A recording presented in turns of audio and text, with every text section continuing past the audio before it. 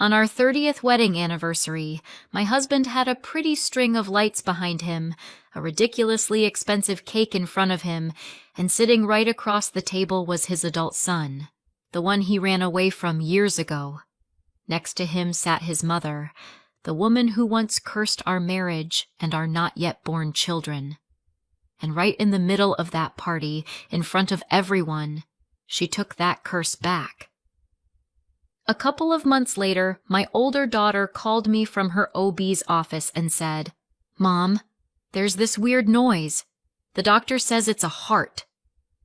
If you think this is a romantic story about love conquers all, no. This is a story about how one box of old mail and a very ugly past almost blew our family apart. And yes, this is in the US. Just an ordinary mid-sized city somewhere in the middle of the country. My name is Irene.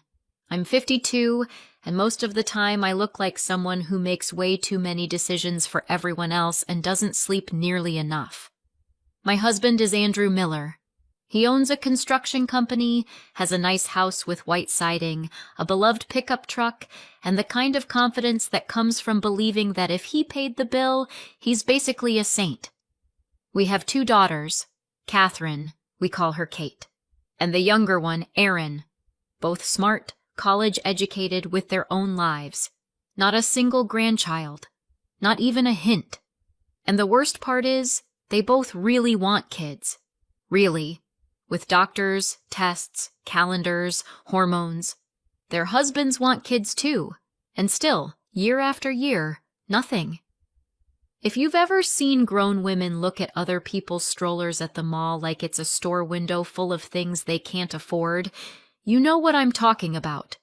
So of course at some point your mind goes exactly where it shouldn't. What did we do wrong? What are we being punished for? Americans are just as superstitious as everybody else. We just use different words for it. For our 30th anniversary, we decided to go big. Restaurant, music, all the relatives, friends, business partners. And I, as the ideal wife I keep trying to be, decided to make a present for Andrew, a family film. You know, that slideshow under music, his parents' wedding, his grandparents' wedding on the old farm, our wedding, then kids, all that sentimental stuff he secretly loves. The problem was, some of those old photos were in his grandparents' farmhouse out in the middle of nowhere. Old house, tiny town, a few hours' drive. The house had been empty for years, but we still had the keys. "I'll go myself," I told him. "You're busy anyway." Andrew just nodded. "There are boxes with photos up in the attic. They're labeled. And, Irene, if you see that old picture in the bedroom, bring it, okay?" That was my idea, by the way. He just pretended he remembered it too. The picture is a faded image of the Virgin Mary with a child. Nothing special, a copy, not even some antique icon. Just an old Catholic image. But 28 years ago, I was on my knees in front of that picture, sobbing like an idiot and begging God to give me a baby. A couple of months later, I found out I was pregnant with Kate. Yes, I can count. And yes, sometimes it's nice to believe in miracles. The farmhouse sat on the edge of a very small town, the kind with one grocery store, one church, and, I swear, one working traffic light. The key turned in the lock with a nasty squeak. Inside it smelled like dust, old books, and something else. Like the air you get in a place where no one's lived for a long time and somebody worried too much before they left. I set my suitcase down, walked into the kitchen, and froze. There was a man sitting at the table. Plaid shirt, slumped shoulders, gray hair, heavy eyes. Completely real. I blinked, and the chair was empty. No, I don't drink. No, I don't have hallucinations. But sometimes a guilty conscience shows up as a very clear visual. Later, the neighbor across the road, Miss Agnes, a tiny old lady with a yard full of garden gnomes, said, Some folks say old Mr. Miller never really left this place. If he showed himself to you, he must have liked you." "Thanks, Agnes. Super comforting." I went upstairs to the bedroom. The picture was still in the same spot, above the old wooden bed. The same faded image, with that soft, almost sad expression. I took it off the wall and propped it against the door. Then I climbed up to the attic to grab the photos. The boxes really were labeled Wedding 1958, Kids 1960s, Old Letters. I was going to ignore the old letters box, but someone had added in thick marker, "Do not throw out." Come on! How do you not open that? Inside was a pile of envelopes with yellowed stamps. Most of it, bills, postcards, Christmas cards, all addressed to Andrew's parents at the old farm address. I guess mail kept coming here for years after they moved to the city. Then somebody just tossed it all in a box and shoved it up in the attic. And in the middle of all that was a thick envelope with neat handwriting. Mrs. Miller, personal. Return address? Rachel Dawson, some tiny town I couldn't even place right away. The envelope had been opened, but the letter was folded neatly inside, which meant someone had definitely read it and then thoughtfully hid it. I sat right there on the dusty floor and started to read. The letter started out polite. "Dear Mrs. Miller, you don't know me. My name is Rachel. I dated your son Andrew when he was in college." After that came everything I'd half heard once, years ago, whispered in anger by his sister Mary, but refused to believe. He dated a girl, promised to marry her, made big plans. She got pregnant. He said it wasn't his. Then he said it was too soon. Then he said he couldn't afford a kid yet. At some point, he just disappeared. Her parents were poor. Their church was against abortion. She decided to keep the baby. She had a boy, Ryan. When he was 2, they found a serious congenital heart defect. Doctors used those quiet voices they save for the really bad news. The surgeries were insanely expensive. Rachel wrote that she tried to reach Andrew, but her letters came back. So she found his parents' address and started writing them. Politely at first, then desperately, then angry and terrified. "I'm not asking you to take him in," she wrote. "I'm just asking for help with treatment. This is your grandson. This is a child's life." No answer. The years passed. The boy grew, but the disease didn't go anywhere. And then there was the last letter, the one that apparently had been read and shoved into the box. There were no polite phrases in that one. "Fine," she wrote. "So be it. Let your son live as if this child doesn't exist. But may he never know the joy of having a son of his own. And if he has daughters, may they know what it is to want a child and not have one. Let every smile he has years from now be poisoned by what he did." I was sitting on that attic floor with the letter in my hands, and my fingers were going ice cold.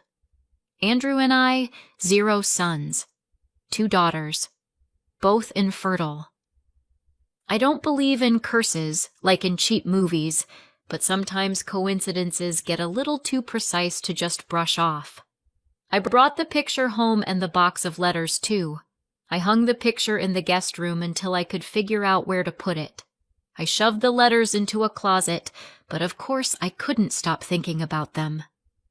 A couple days later, Andrew was sitting in the kitchen watching the news and scrolling his phone when I asked, "Andrew, did you have any serious relationships before me?" He shrugged. "There were girls. Nothing serious." "What does nothing serious mean?" "Well, there was one," he grimaced, "who tried to pin a baby on me. But it was sketchy. I wasn't sure it was mine. Dad said if I gave in to blackmail, I'd be paying forever. So I just bailed." He said it the way you talk about canceling a streaming subscription just in time. I looked at him and thought about that envelope with the photo of a little boy with huge eyes and a scar across his chest. I didn't sleep that night. The next day, I called someone whose job is to dig up other people's dirt for money. Max Bennett is married to a woman I know from church. Private investigator, former cop. Calm, methodical, always with a coffee cup in his hand. I invited him to my kitchen and put the box of letters and the photo of the boy in front of him. "Max," I said, "I need you to find this woman and this guy, and tell me the truth." "Is this for court?" he asked. "No, it's for me, so I know who I'm living with." We sat in silence while he went through the letters. "Okay," he said finally. "Finding them isn't hard. Getting the truth isn't hard either. But I'm warning you, you might not like it." Spoiler, he was right. Max called a week later. "Found them," he said. "Tiny town a couple states over. Trailer on the edge of town. A beekeeper's place nearby. The boy, well, not a boy. Almost 30.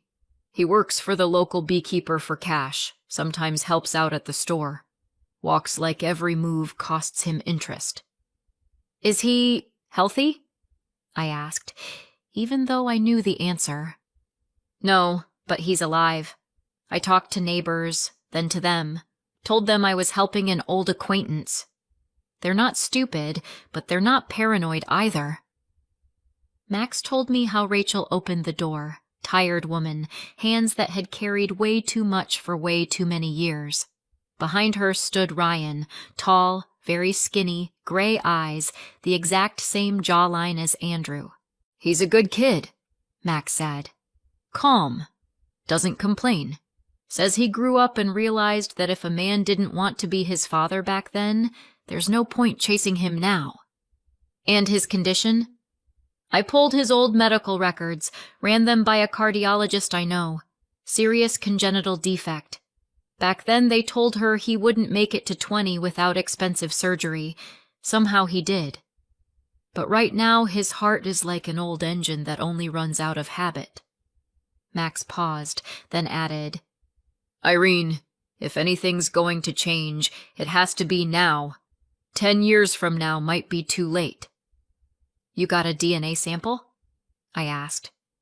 He snorted. "I offered him a soda. He finished it, put the cup down, went to help his mom. I took the cup and sent it to a private lab. Compared it with the sample you gave me." Yes, I'd quietly borrowed Andrew's hairbrush for that. "And?" "And you're married to a man who has an adult son. Probability of paternity, over 99%. Sometimes numbers hurt more than words. I'm not the kind of woman who can sit on something like that for months. That night I set the table, put the box of letters in the middle, laid the photo of little Ryan on top and the lab printout over it. When Andrew sat down, I slid it all toward him. "What's this?" He frowned. "This is your son," I said. "And the woman who begged your parents to help keep him alive. And the proof he's yours." At first he tried to laugh it off. "Irene, you believe every woman who writes a sob story?" "I believe DNA," I said. "And I believe my own eyes." He flipped through the letters, went pale, pressed his lips together. "That was a long time ago," he finally said. "I was a kid. I wasn't sure he was mine. Dad said it was a setup. He jerked his head toward the box. "Could have told me." "They did tell you. The letters came to them. They just decided their son mattered more than some kid's life.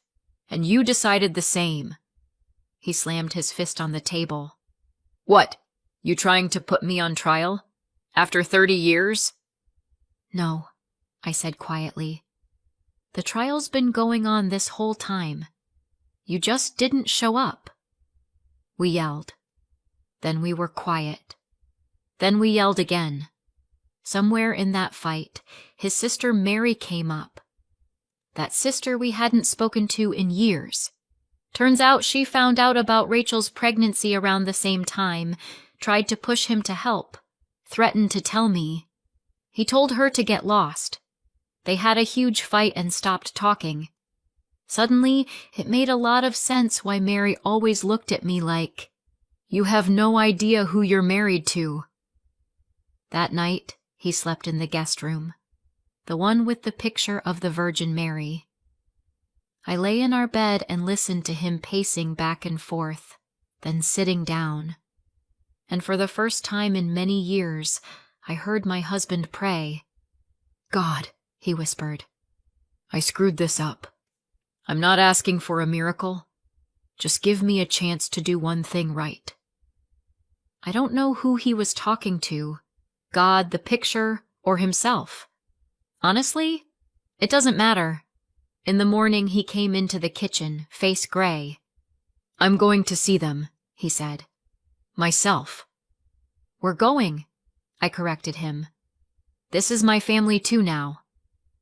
On the drive over, he clutched the steering wheel like it might drop straight into hell if he let go for a second. "You think she'll let me in?" he asked. "I think you'd deserve it if she didn't," I said. "But maybe God still believes you can act like a grown man. Let's not disappoint him." Their town was even poorer than his grandparents' town. Run-down trailers, peeling houses, a grocery store that looked like it wanted to retire years ago. Rachel opened the door and looked at us like someone who'd been waiting for good news her whole life and had finally lost faith it would ever show up. "Hi," Andrew said. I know who you are," she cut in. Her voice was steady, like a stretched wire. "You come to hear how I cursed you? You're a little late." "I came to apologize," he said, "and to ask if I can help." Ryan appeared behind her. Grown man, shoulders as wide as his father's, eyes from somewhere else, softer. He leaned on the door frame like he needed it to stay upright. "Mom, that him?" he asked calmly. "That's him," she said. I stayed out of it. This was their scene. Andrew started talking, not making excuses, talking. How he'd been young and scared, how his father pressured him, how he chose his career over his child, how he knew he was being a coward, and how every year that went by he told himself, "Well, now it's definitely too late." Listening to that was disgusting and honestly a little therapeutic. Sometimes it's useful to hear out loud what you already suspect. Rachel listened without interrupting. Then she said, "Okay, God be with you, but do you have any idea how much all those years cost?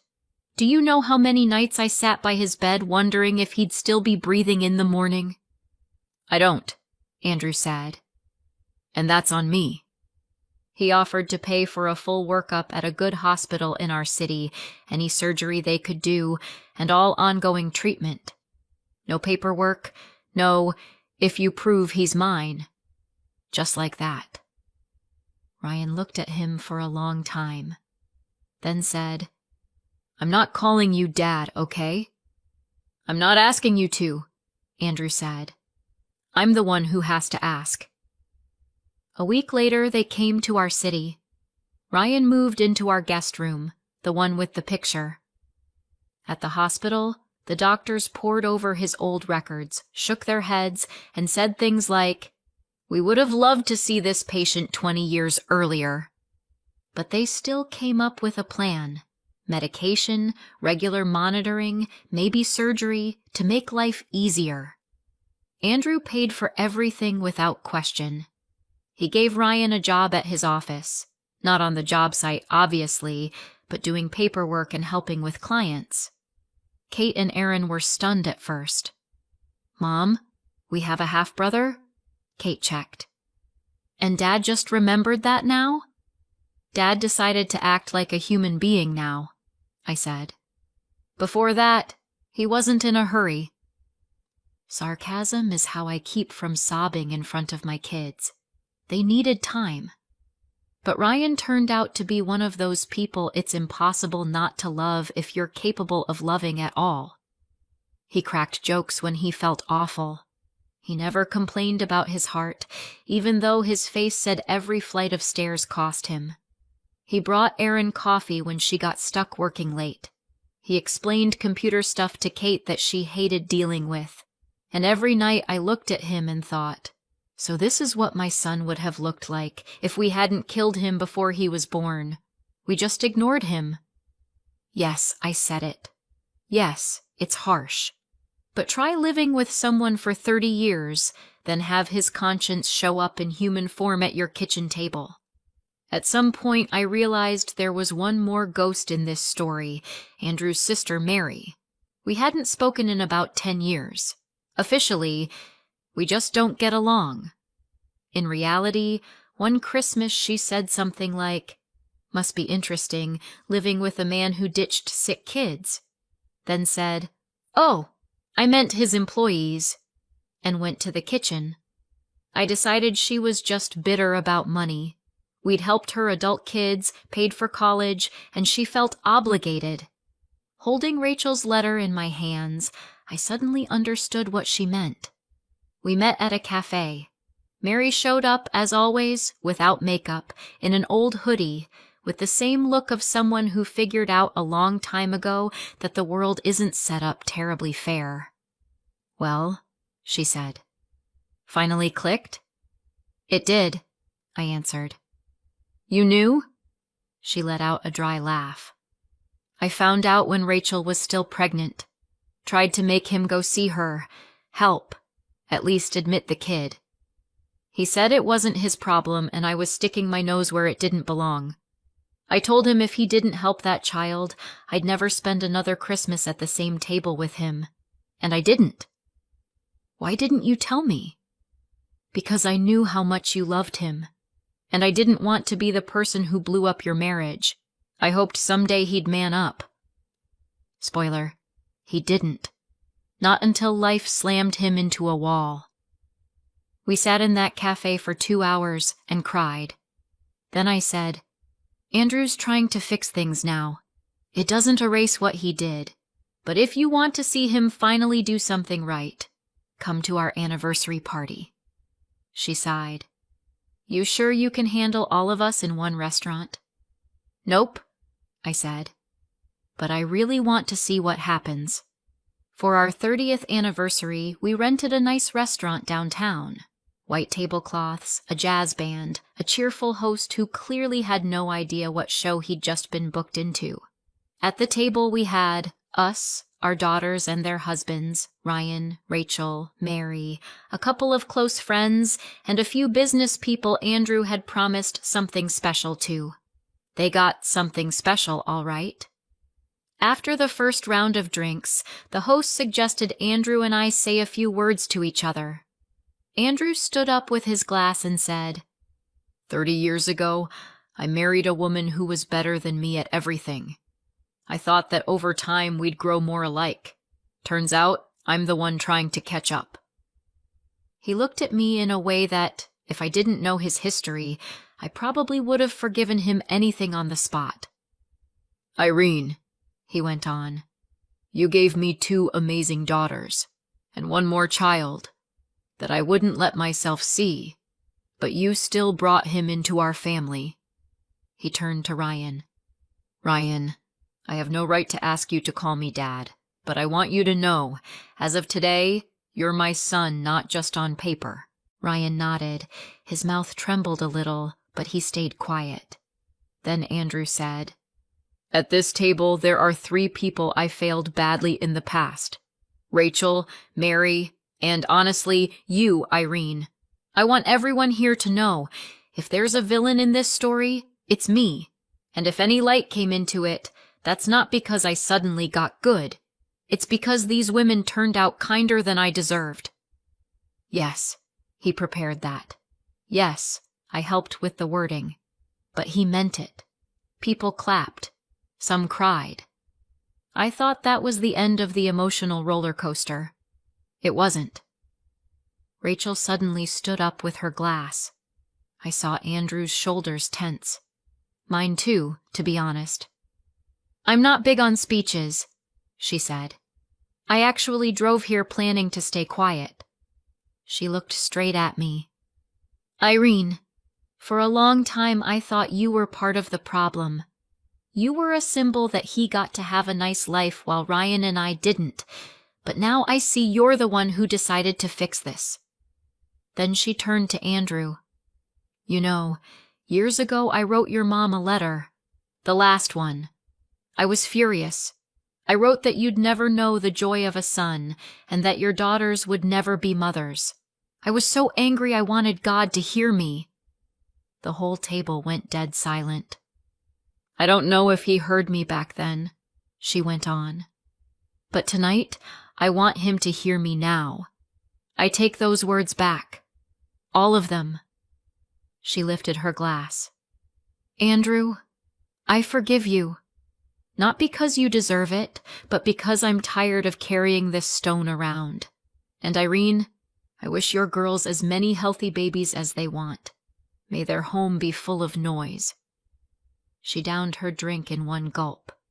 If you've ever tried not to ugly cry in a fancy restaurant with witnesses, you know exactly how that felt. A couple of months after the party, my phone rang. I saw Kate's name on the screen. "Mom," she said, and I could hear she'd either been crying or was about to. "I'm at the doctor's." My stomach dropped. "What's wrong?" "Nothing bad," she sniffled. "Just—" The doctor is pointing at the screen and saying, "Hear that?" And I couldn't figure out what that noise was. And he says, "That's a heart. Your baby's." "Mom, do you get it?" I got it. I got it so much I had to sit down on the floor because my legs didn't feel like cooperating. Then came all the boring but important stuff. Hormone support, keeping the pregnancy, appointments with 3 more specialists. All the same medical procedures as before, only this time everything somehow lined up. Erin started a different treatment plan. It was slower for her, but she finally found doctors who saw her not as a woman over 40, it's kind of late, but as a person who desperately wanted a child. I'm not going to claim everything suddenly turned perfect. Ryan still has limitations. He still lives with a heart that reminds him it's fragile every single day. Andrew will never erase what he did at 20, but our house got lighter. The picture in the guest room stopped freaking me out. Ryan jokes that it protects his sleep. Sometimes I think about that day in the attic, about the box of letters, about the old house where I maybe saw a ghost. Maybe it was just sunlight on an old chair.